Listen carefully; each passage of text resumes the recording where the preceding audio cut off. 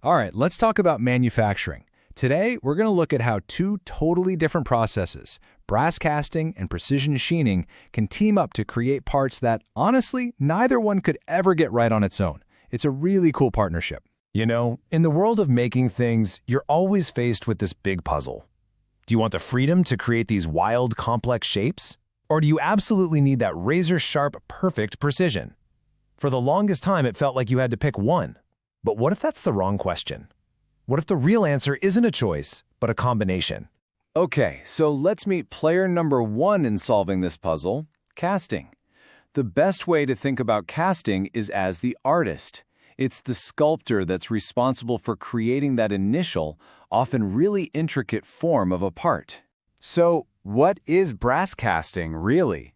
Well, at its heart, it's actually pretty simple. You melt down brass until it's a liquid. You pour that molten metal into a mold, and then you just let it cool. What pops out is what we call a near net shape part. And that just means it's super close to its final form, but, not quite perfect. It's all about getting that big picture shape right from the get-go.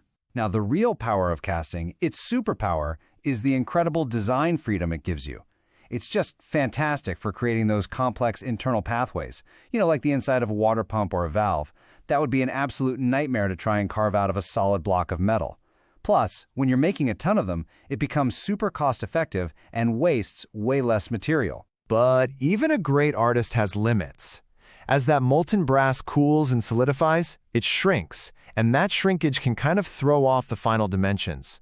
The surfaces are often a bit rough, and if the whole process isn't controlled perfectly, you can even get tiny hidden defects inside the part. So, what we have is a great shape, but it's just not refined enough. And that, right there, brings us to our second contender, machining. So if casting is the artist, think of machining as the scientist, or maybe even the surgeon.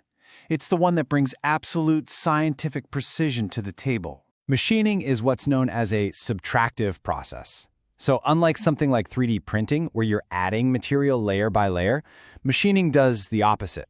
It carefully removes material.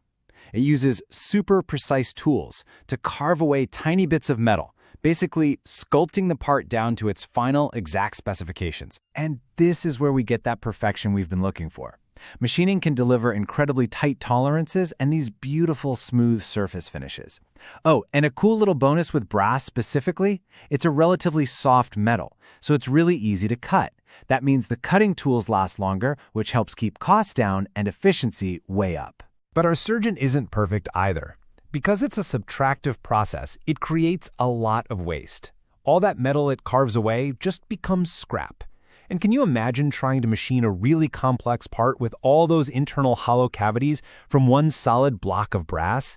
It would be ridiculously inefficient and just crazy expensive. You see the problem here, right? So what's the solution?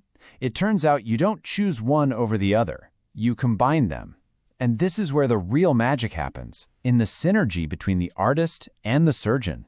And when you put them side by side like this, it all just clicks into place. Look at that. Their strengths and weaknesses are practically perfect mirror images of each other. Casting is great with complex shapes but stinks at precision. Machining delivers amazing precision but really struggles with those complex shapes. They literally complete each other.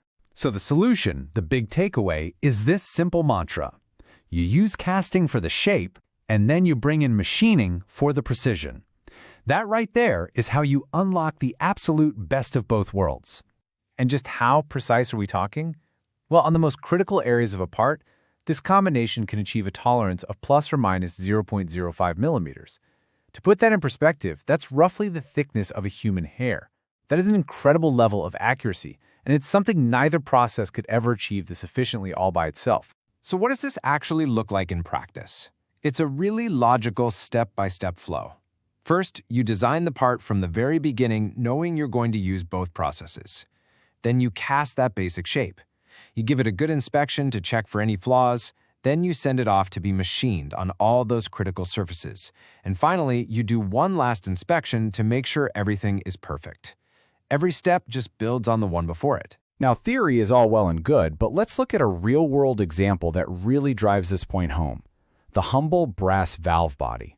The kind of thing you'd find in plumbing systems all over the world. First up, the valve body gets cast. Honestly, this is the only practical way to create those complex internal channels that let the water flow through it. The mold is cleverly designed to leave just a little bit of extra material on the surfaces that are going to get machined later. Next, that rough casting blank is taken over to a CNC machine.